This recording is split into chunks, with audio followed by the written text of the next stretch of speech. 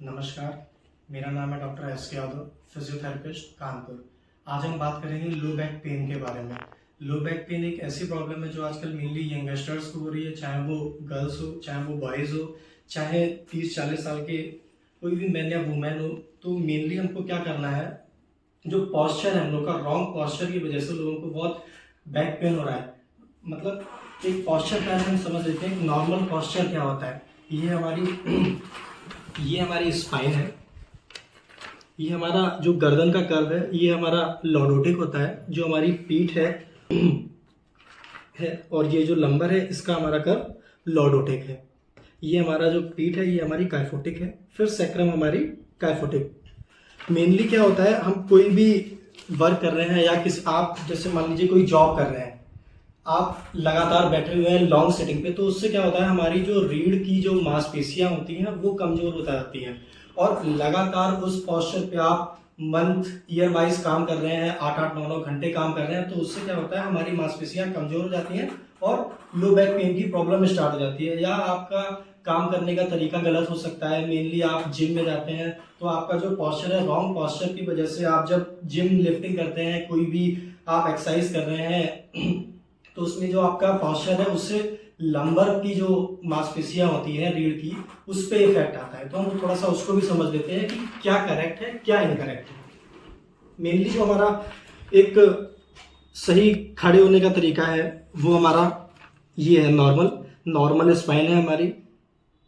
और इसमें क्या है, इसमें आप देखिए थोड़ा सा कर्व आगे की तरफ लंबर का जो है ज्यादा गया है। फिर अगर हम स्क्वाटिंग कर रहे हैं तो स्क्वाटिंग में आपको मेनली जो आपकी स्पाइन है इस पोजीशन पे लानी है। आपको जो आपका हिप और नी है वो एक लेवल पे होना चाहिए, ना कि इसमें देखिए इसमें पूरा थोरेसिक और लंबर पूरा काइफोटिक हो गया, इसमें लॉर्डोटिक मेंटेन है, इसमें लॉर्डोटिक मेंटेन नहीं है।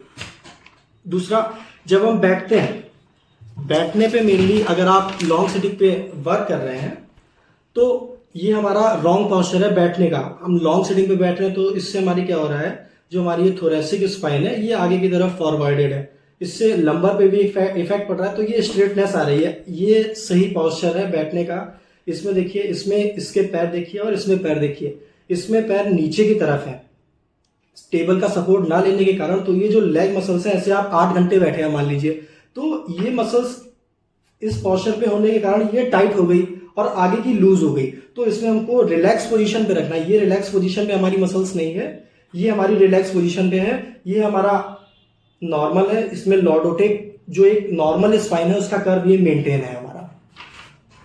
फिर मान लीजिए अगर हम कोई भी चीज आपको उठानी है आगे झुक के, तो मेनली क्या करना है, हम लोग सीधे डाउन हो जाते हैं और उसको झुक के उठाते हैं। नहीं, हम लोग को सबसे पहले अपने घुटने मोड़ने चाहिए, फिर उसके बाद में स्पाइन को मोड़ना चाहिए, तब किसी चीज को उठाना है। इसमें आप देख सकते हैं। फिर जो लेटने का तरीका है हमारा, मेनली क्या करते हैं, हम लोग सीधा लेट जाते हैं, पिलो को मोटा यूज कर लेते हैं। मोटा पिलो हम लोग को नहीं यूज करना है, हम लोग को पतला सा पिलो या चादर की तह बना के गर्दन के निचले हिस्से पर लगाएं और घुटने के नीचे भी आप लगा सकते हैं। तो उससे आपकी जो स्पाइन का नॉर्मल पोस्चर है वो आपका मेंटेन रहेगा, आप बैक पेन से बचोगे यंग एज में। मेनली अब थोड़ा सा जान लेते हैं हम लोग कि बैक पेन क्या होता है। बैक पेन 2 टाइप का होता है, एक होता है हमारा स्पेसिफिक, एक होता है हमारा नॉन स्पेसिफिक। स्पेसिफिक में मान लीजिए कोई भी आपकी रीढ़ की बीमारी आ गई, या कोई भी आपको रीढ़ में स्पाइन में इन्फेक्शन है, या अर्थराइटिस है, एंकाइलोजिंग स्पॉन्डिलाइटिस है जिसे हम लोग कहते हैं, या एक स्पॉन्डिलाइटिस नॉर्मल सी होती है, या हड्डियों का कमजोर हो जाना, वो हमारी एक रोग के कारण या डिसीज के कारण होती है। अब नॉन स्पेसिफिक में क्या होता है, हमारा सबसे मेन है पॉस्चर, हमारा रॉन्ग पॉस्चर। रॉन्ग पॉस्चर की वजह से मांसपेशियां कमजोर हो जाती हैं, हम घंटों बैठे रहते हैं। तो उसको मेंटेन करना है, किन किन सावधानियों को हमें बरतना है। सबसे पहले, अगर आप लॉन्ग सिटिंग में वर्क कर रहे हैं तो कम से कम 1 से 1.5 घंटे के बीच में आप उठिए, थोड़ा सा वॉक करिए, थोड़ा सा मसल्स को स्ट्रेच करिए, अपना पोस्चर नॉर्मल रखिए। 7-8 घंटे एक पोजीशन पे अडॉप्ट नहीं रखना है, कम से कम 1-1.5 घंटे का मेंटेनेंस उसमें रखना है।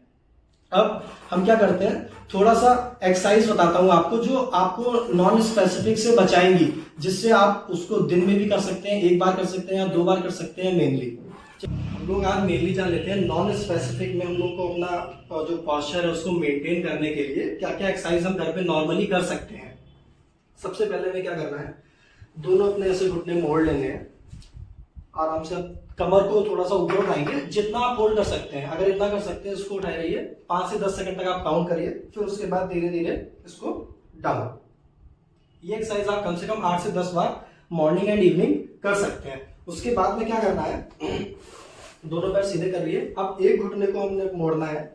अब इसको दोनों हाथों से पकड़ लेना है, खुद से दोनों हाथों से पकड़िए, इसको यहां से पकड़िए। अब क्या करना है, घुटने को छाती पे छुलाना है, छाती पे छुलाइए घुटना। अब गर्दन को थोड़ा सा कर लेना। तो ये जो स्पाइन की मसल्स है ये हमारी स्ट्रेच हो रही है। इसको आप 7 से 8 रेपिटेशन कर सकते हैं मेनली। फिर उसके बाद में आपको क्या करना है, जो लेग की मसल्स है उसको स्ट्रेच करने के लिए सबसे पहले आपने क्या करना है, घुटने को मोड़ लिया।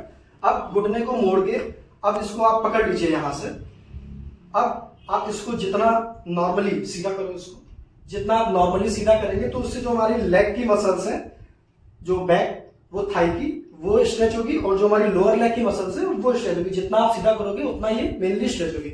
नंबर 4 बैठिए। नंबर 4 क्या करना है, दोनों घुटने ऐसे सीधे कर लेने हैं। अब टॉवल का यूज कर लेना है हम लोगों को। टॉवल को हम लोगों को मेनली ऐसे पंजों पे लगाना है और दोनों हाथों से ऐसे पकड़ लेना है। अब क्या करना है, पंजों को ऊपर खींचना है। जब आप ऐसे ऊपर पोस्चर मेंटेन पूरा, जब आप पंजों को ऊपर खींच रहे हैं तो पंजों से घुटनों तक, घुटनों से लेग तक पूरा सा खिंचाव जा रहा है मसल्स का। तो ये मसल्स स्ट्रेचिंग होगी। जितना भी आपने आपका पूरा पोस्चर रहा दिन का, तो वो इससे आपकी मसल्स नॉर्मल हो जाएंगी। तो इससे आपको बैक पेन बहुत कम होगा या ना होने की संभावना है। नहीं, इसको